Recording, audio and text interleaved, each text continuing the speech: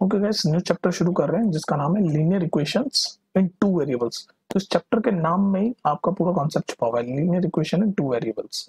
तो इसको जरा गौर से देखो एक मिनट के लिए कि मतलब एक लीनियर इक्वेशन बनेगी जिसके वेरिएबल दो होंगे। दो वेरिएबल यानी दो होंगे, अल्फाबेट एक्स वाई या जिस भी फॉर्म में इक्वेशन होगी, और लीनियर होगी मतलब पावर वन होगी सबकी।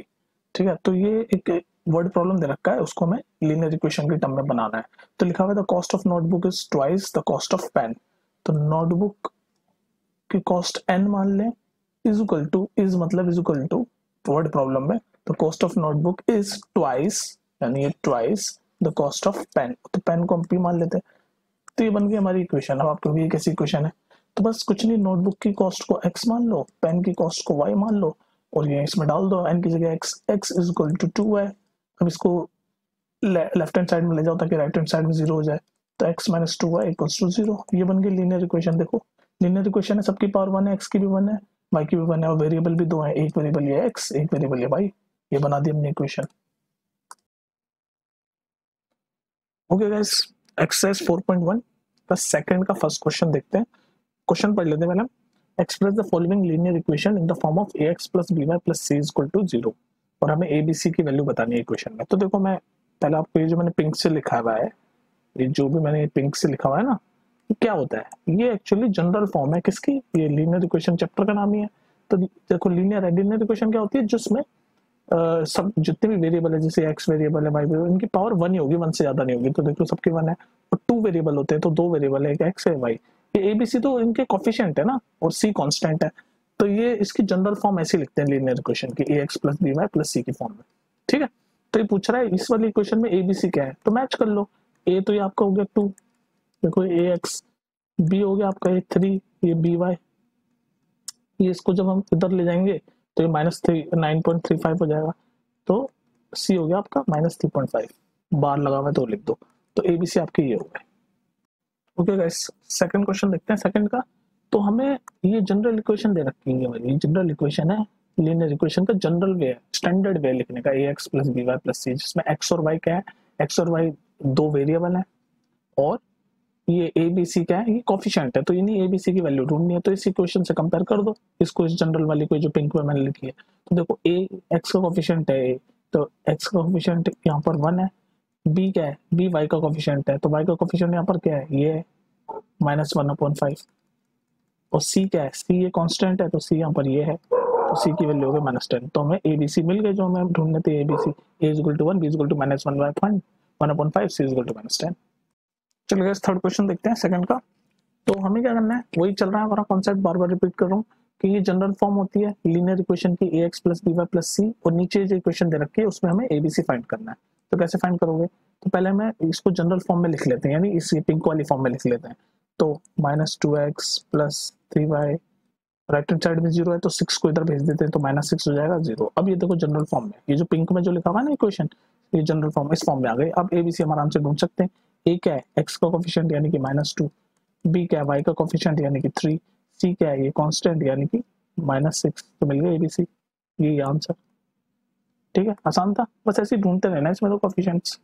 ये a x plus b y plus c is equal to 0, ये जो पिंक से मैंने लिखी है बेसिकली जनरल फॉर्म होती है लीनियर इक्वेशंस की। ठीक है, तो इसी को हम बना के और अपने एबीसी कांस्टेंट ढूंढ लेते हैं, बस आसान है। इस टाइप के क्वेश्चंस तो ऊपर आ सकते हैं, क्वेश्चन इंपॉर्टेंट है। चलो भाई, ये देखो क्वेश्चन। तो वही हमें ये क्वेश्चन दे रखी है, x is equal to 3y। ठीक है, और हमें एबीसी फाइंड करना है इसमें। तो पहले हम इस इक्वेशन को जो दे रखी है, मैं x is equal to 3y, इसको इस जनरल फॉर्म में लिखते हैं। तो जनरल फॉर्म में लिख रहा हूँ x, तो राइट हैंड साइड में जनरल फॉर्म में 0 होता है, तो ये 3y को भी इधर भेज दिया, तो राइट हैंड साइड में 0 हो गया। अब ये बन गई हमारी इक्वेशन। अब इससे कंपेयर करके एबीसी हम ढूंढ सकते हैं। अब देखो a क्या होगा? x का कोफिशिएंट a होता है, ये देखो ये x का कोफिशिएंट a है ना, तो इधर x का कोफिशिएंट 1 है, तो a की वैल्यू आ गई 1। ठीक है, b क्या होगा? y का कोफिशिएंट, तो यहाँ y का कोफिशिएंट है -3, और c है ही नहीं, तो c सीधे 0 लिख दो। बस ये तीनों आ गए आंसर, एबीसी ढूंढ लिया हमने।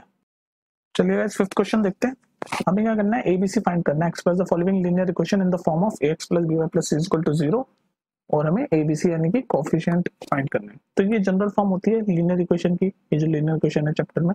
तो पहले इस इक्वेशन को हम जनरल फॉर्म में लिखते हैं। तो राइट हैंड साइड में जीरो है जनरल फॉर्म में, तो उधर भी इसमें भी जीरो कर देते हैं, तो -5y को जब लेफ्ट हैंड साइड भेजेंगे तो प्लस हो जाएगा और जीरो हो जाएगा। अब ये जनरल फॉर्म में आ गई।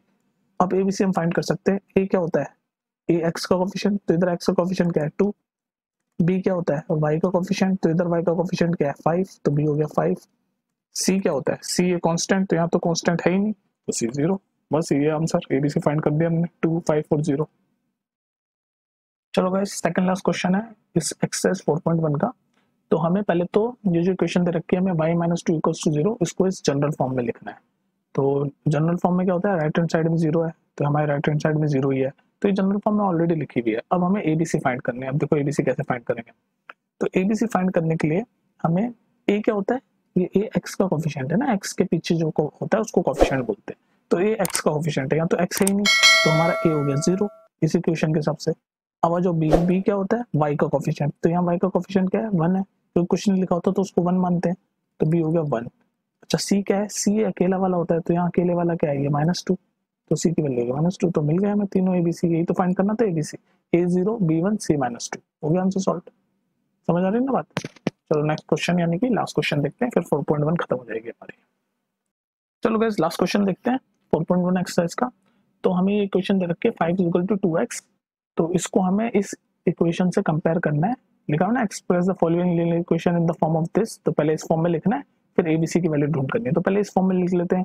तो इस फॉर्म में राइट हैंड साइड में हमारे 0 होता है, तो यहाँ भी 0 लिख लेते हैं, और पहले x वाली टर्म है, तो इधर पहले 2x को उधर भेज देंगे तो -2x हो जाएगा। तो पहले x वाली टर्म है तो 2x लिख दिया, और उसके बाद +5 किया और राइट हैंड साइड में 0 लिख दिया, तो ये बन गई हमारी ये इक्वेशन। ये इक्वेशन ऐसे बन गई। अब एबीसी फाइंड करना है। तो ए क्या होता है, जो x का कोफिशिएंट होता है वही तो ए है, तो यहाँ पर x का कोफिशिएंट क्या है, ये है -2, तो ए हो गया हमारा -2। बी क्या होता है, बी ये देखो जो y का कोफिशिएंट होता है वो बी होता है, तो बी यहाँ पर है ही नहीं, तो बी 0 हो गया। सी क्या होता है, सी अकेला वाला होता है, तो हमारे यहाँ अकेले वाला 5 है, तो ये बस हो गए। तो ये बी सी हमने फाइंड कर दिया, -2, 0 और 5 आंसर सॉल्व हो गया। और इसी के साथ आपकी एक्सरसाइज 4.1 खत्म होती है। नेक्स्ट एक्सरसाइज पे चलते हैं 4.2।